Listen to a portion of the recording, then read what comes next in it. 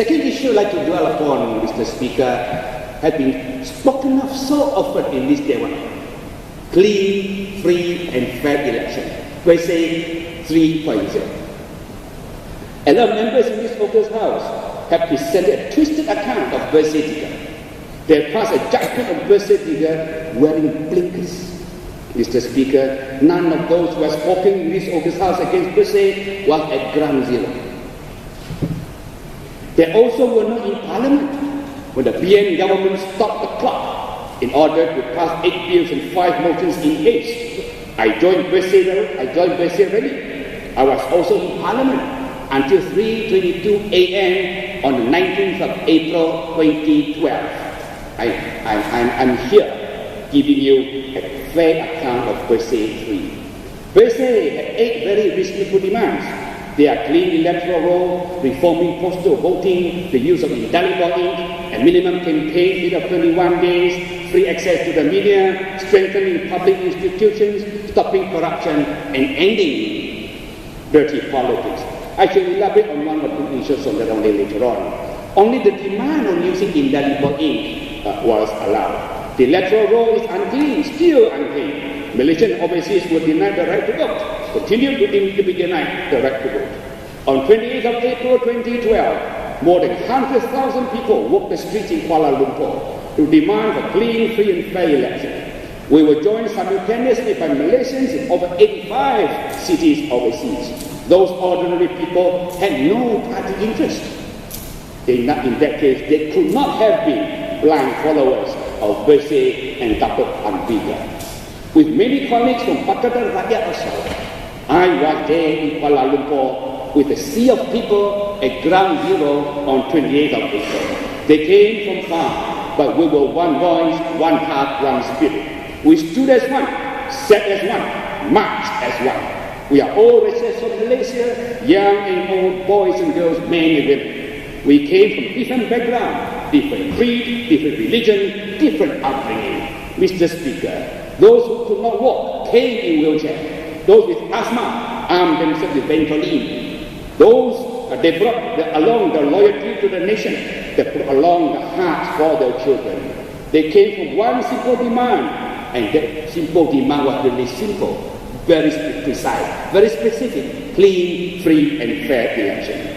The Prime Minister promised that food and drinks will be given. Indeed, we will serve food, which is tear gas. We'll serve water laced with chemical from the water cannons. Mr. Speaker, I saw people's face got smashed. I saw asthmatic Malaysians sharing Ventolin.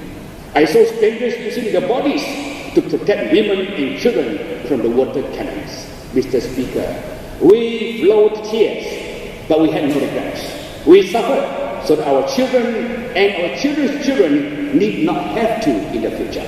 Mr. Speaker, fortunately, I was not beaten by the police, by so many people were. If you had looked into the video clip of brutality, you ought to be ashamed of the police and the Barisan Nasional. What's so wrong about peaceful assembly, about singing Negaratu in the streets, about holding the Sarawak State flag high in the Kuala Lumpur streets to demand for clean, free and fair election?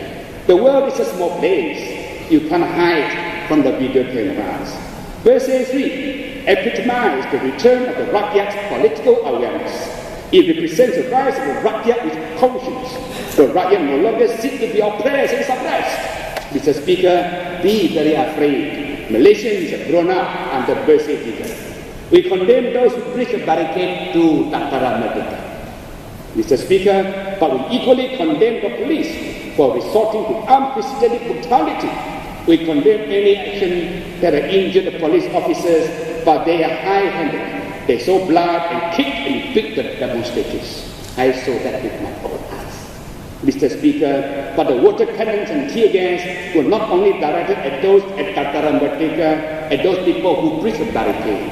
The police chased protesters hundreds of meters from the Tataran. I retreated to the mosque and experienced the friendliness of Muslims and Malaysians whom I have never met before.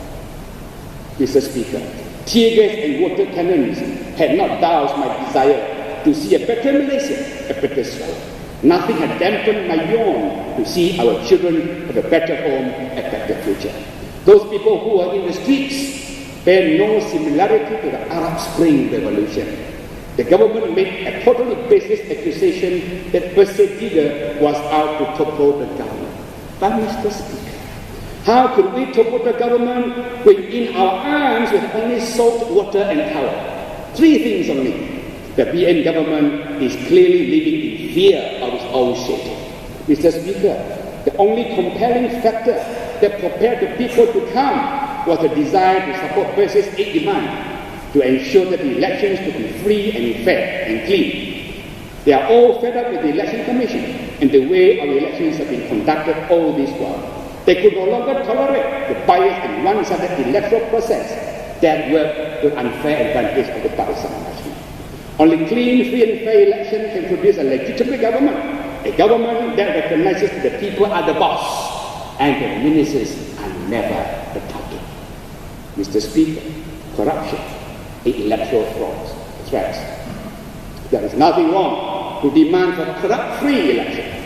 The people in Cebu need no reminder from the notorious statement by the Prime Minister uttered in Rejang Park on the 15th of April 2010. You help me, I help you. If this is not electoral corruption, nothing else is. There is nothing wrong to demand an end to dirty politics, and Cebu has seen a lot of this. I elaborate.